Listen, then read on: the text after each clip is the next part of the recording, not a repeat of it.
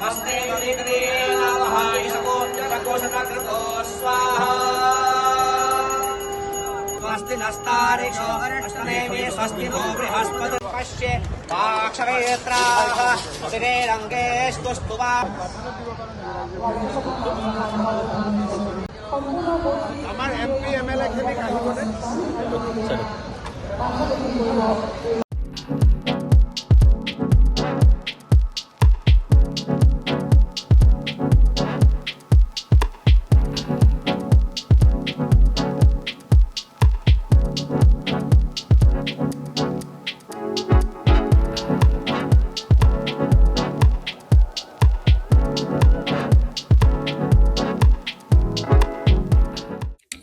আজি আমাৰ অসমৰ বাবে এটা ঐতিহাসিক দিন 2023 চনৰ 14 এপ্ৰিলত প্ৰধানমন্ত্ৰী নৰেন্দ্ৰ মোদী ডাঙৰীয়াই 3190 কোটি টকা ব্যয় সাপেক্ষ পলাশবাৰী শুৱালকুছি দলঙৰ আধাৰশিলা স্থাপন কৰিছিল।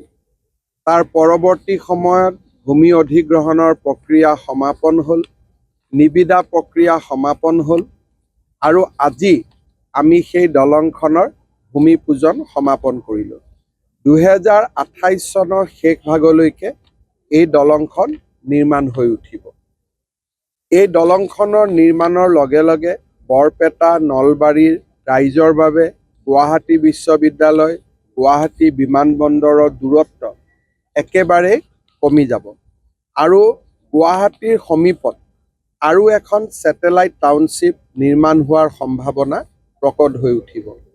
এই দলংখনে নামনি অসম আৰু আমাৰ গোৱালপাৰা দক্ষিণ কামৰূপ আদি জিলাৰ মাজত যি দূৰত্ব আছিল সেই দূৰত্ব একেবাৰে নোহোৱা কৰিব। মই আজিৰ এই সুন্দৰ দিনটোত অসমবাসী ৰাইজক অভিনন্দন জনাইছোঁ আৰু ব্ৰহ্মপুত্ৰৰ ওপৰত নতুন কেইবাখনো দলঙৰ প্ৰস্তাৱ বিভিন্ন পৰ্যায়ত ৰৈ আছে।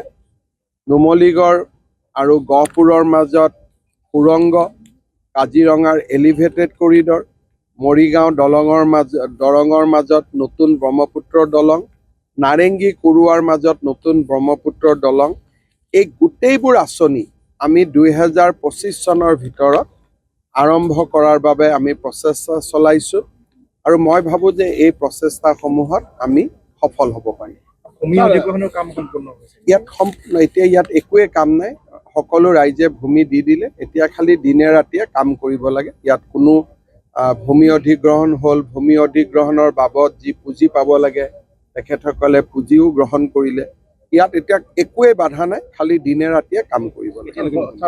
2028 চনৰ শেষ ভাগত যিকোনো খবৰৰ বাবে যোগাযোগ কৰক 7099017330 লগতে 7099017110 নম্বৰত।